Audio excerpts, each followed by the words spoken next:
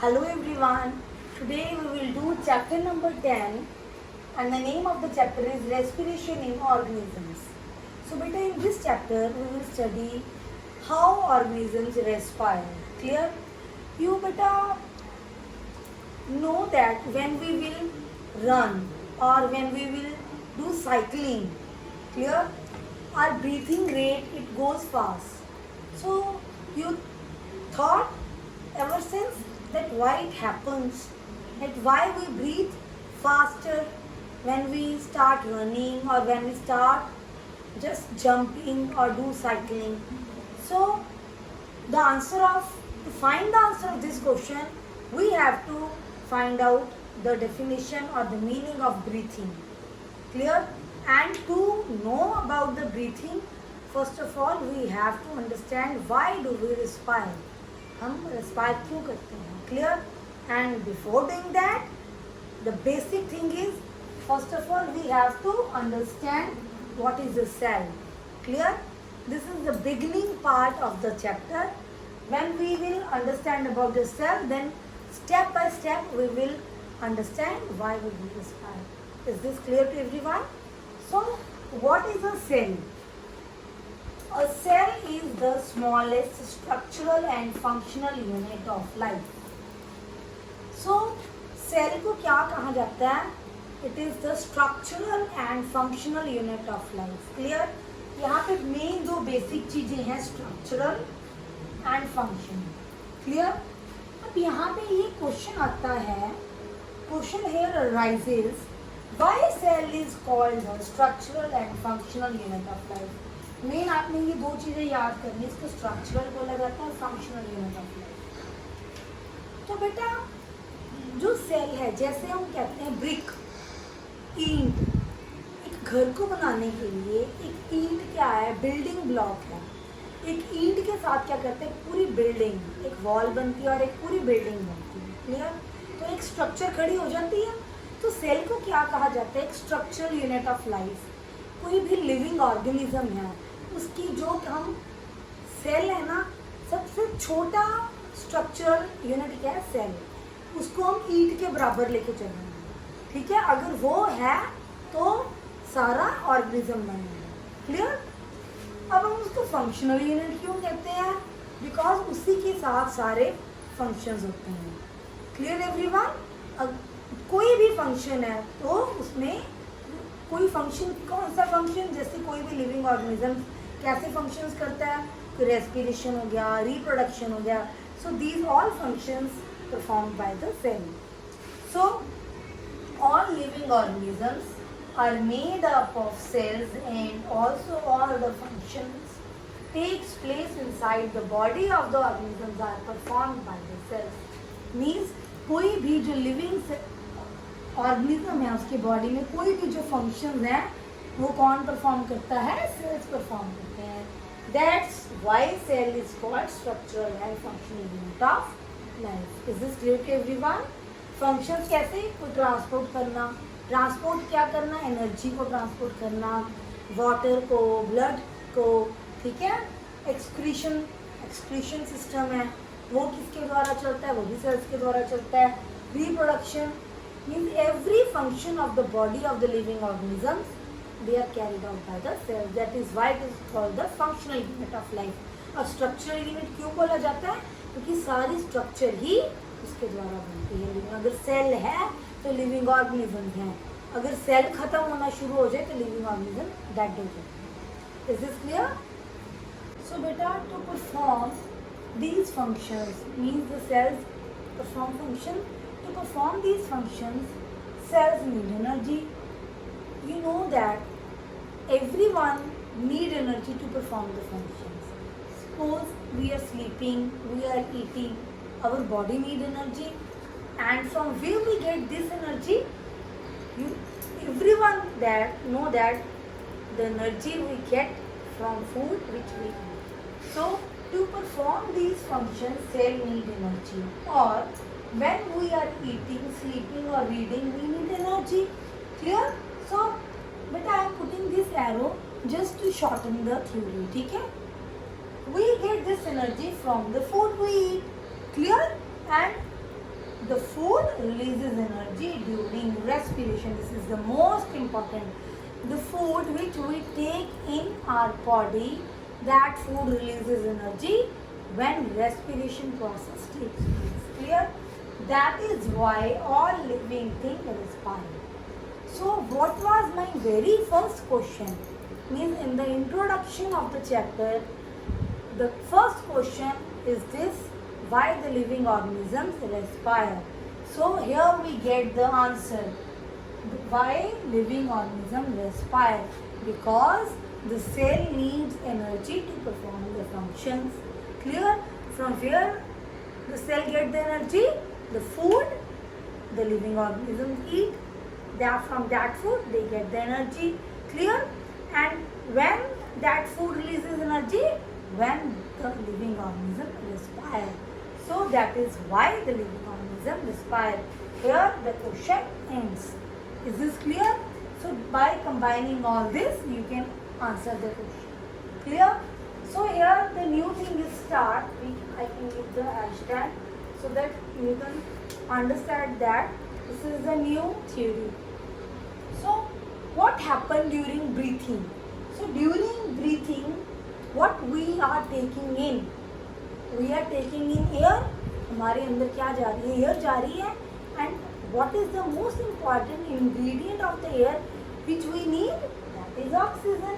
So during breathing, we breathe in. In means अंदर क्या लेके जा रहे हैं? Oxygen. Clear? So what is the function of the oxygen? Oxygen क्या करती है हमारे अंदर जाके? Which किसके लिए यूज किया गया? ऑक्सीजन के लिए. This oxygen is transported to all parts of body. वो ऑक्सीजन कहाँ जाती है? वो हमारे बॉडी के सारे पार्ट्स में चली जाती है. Clear? Ultimately to each cell.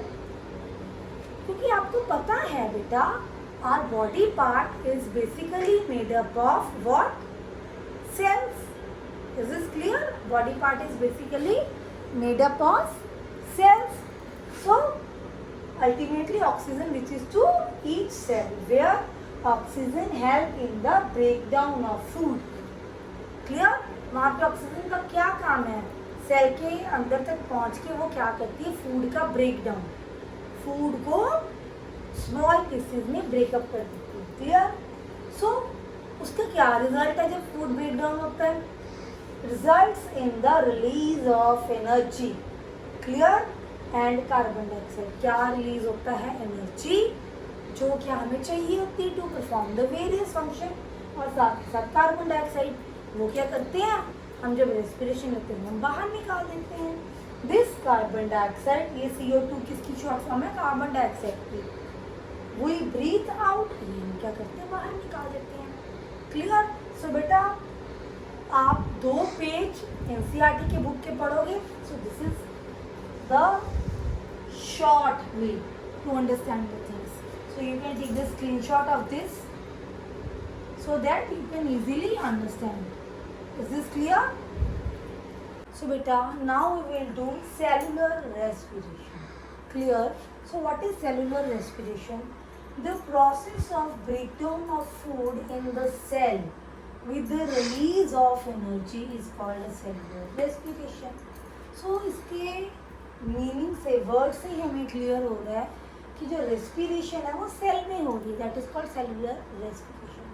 So respiration कब होती है? जब फूड क्या करता है? ब्रेक डाउन होता है और एनर्जी रिलीज करता है. और वो कहाँ हो रहा है? सेल में हो रहा है. So the process of break down of food. बेटा कुछ आपने ना क्रैमिंग नहीं करनी. No need to cram anything. आप मेन क्या याद रखना है कि रेस्पिरेशन क्या है. What is respiration? Respiration process कब होता है? When organisms respire. जब फूड क्या ब्रेक डाउन करता है और वो एनर्जी रिलीज करता है.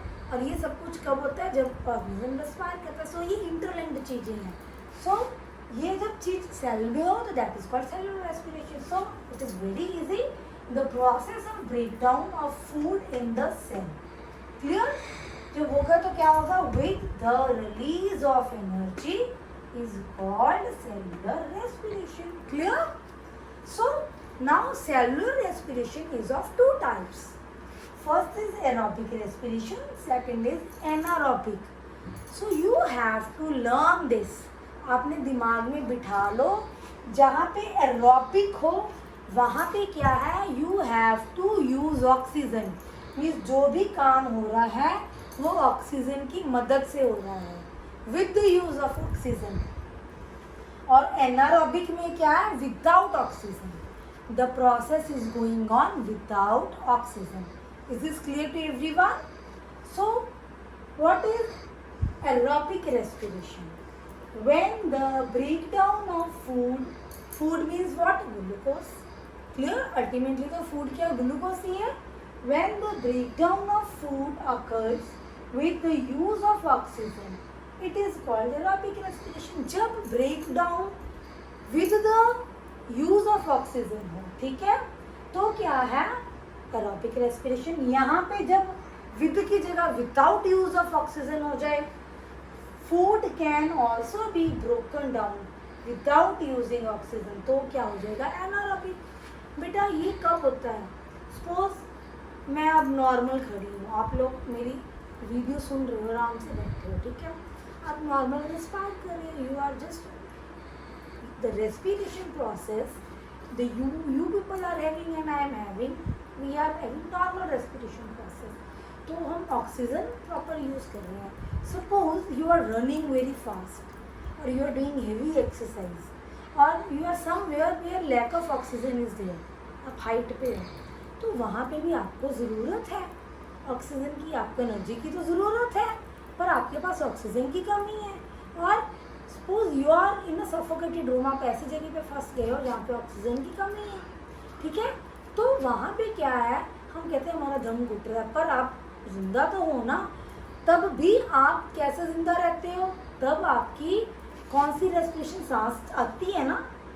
हम कहते हैं कि वो कोई बच्चा उस खड्डे में गिर गया, ठीक है, वो बंदा उस रूम में बंद हो गया, लॉक हो गया, या कहीं कोई चीज़ में फंस गया, वहाँ पे ऑक्सीजन की कमी थी, फिर भी वो इतने घंटों तक, 8 घंटों तक, 10 घंटों तक उसने सांस ली, मतलब वो जिंदा रहा.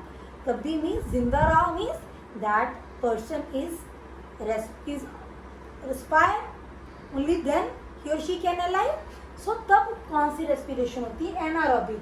Means the food is broken down inside your body, but that is lack of oxygen.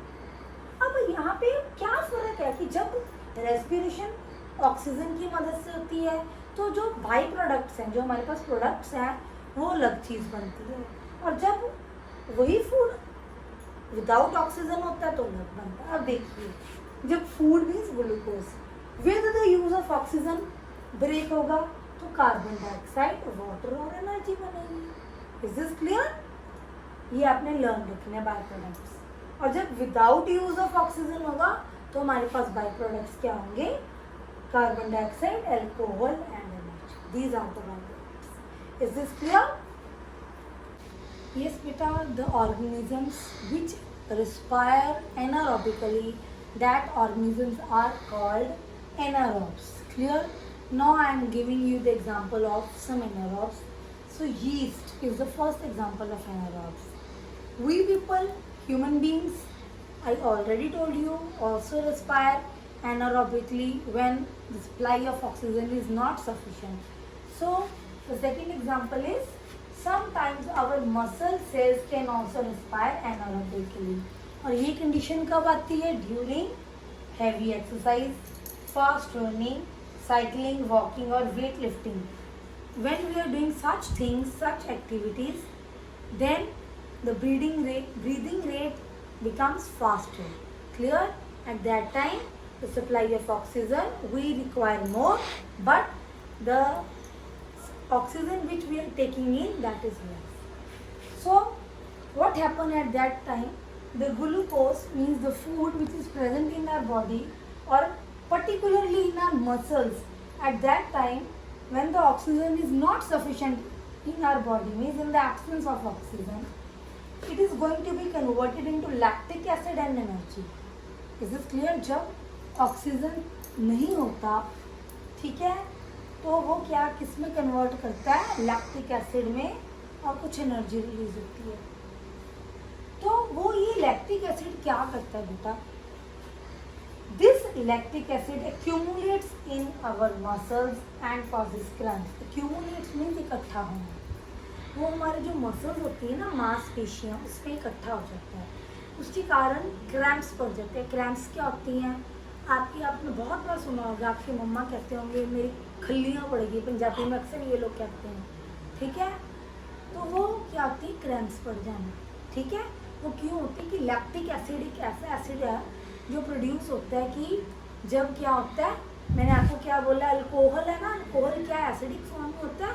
सो एक एसिड प्रोड्यूस होता है that is a lactic acid, तो वो क्या कॉज करता है, क्रैम्प्स कॉज करता है, ठीक है। So here question arises, how do we can remove cramps. अब क्रैम्प्स तो पड़ गए, हम अक्सर रनिंग करते हैं, जब आप सोचते हो भाई मोटे हो गए हैं तो विल स्टार्ट डूइंग रनिंग, आपने रनिंग की, यू पीपल ज्वाइन जिम, तो क्या होते हैं, सारा शरीर दर्द करता है, जगह जगह पे क्रैम्प्स पड़ जाते हैं। So what is the way to decrease और टू रिमूव दैट क्रैम्प्स। सो हम क्या करते हैं, गर्म पानी से नहाते हैं, यहाँ क्या करते हैं, मसाज करवाते हैं। सो उससे क्या होता है, what is the benefit of that, when the massage, when do massage और when you people take the hot water bath, उससे क्या होता है, ब्लड सर्कुलेशन बढ़ जाती है, इंक्रीज हो जाती है, क्लियर। जो ये क्रैम्प्स है ना, जब मसल में पड़ जाते हैं वो सर्कुलेशन को रोक जाते हैं। जहाँ पे क्रैम्प पड़ गया मीन्स वहाँ पे क्या है, लैक्टिक एसिड एक्यूमुलेट हो गया, इकट्ठा हो गया। जब वो वहाँ पे इकट्ठा हो गया, वो ब्लड को पास नहीं होने देगा उस रास्ते से, ठीक है। जब हमने मसाज की और हॉट वाटर बाथ लिया, उसने रास्ता खोल दिया, ब्लड सर्कुलेशन चल पड़ा, उससे क्या होगा कि वो लैक्टिक एसिड है किसमें ब्रेक डाउन हो जाएगा, डिवाइड हो जाएगा कार्बन डाइऑक्साइड एंड वाटर में। जो क्या होता है, जब कब होता है ग्लूकोज इसमें, ये कन्वर्ट इसमें कब होता है, जब वो in the absence of me, in the presence of oxygen break down करता है। So when we take hot water bath और a massage, circulation of blood improves, वो इम्प्रूव कर जाती है in our body, hence as a result supply of oxygen increases, वो बढ़ जाती है। जब सर्कुलेशन बढ़ जाएगी ब्लड की तो ऑक्सीजन की सप्लाई बढ़ जाएगी in the muscle cells, which results in the breakdown of lactic acid into carbon dioxide and. Thank you everyone.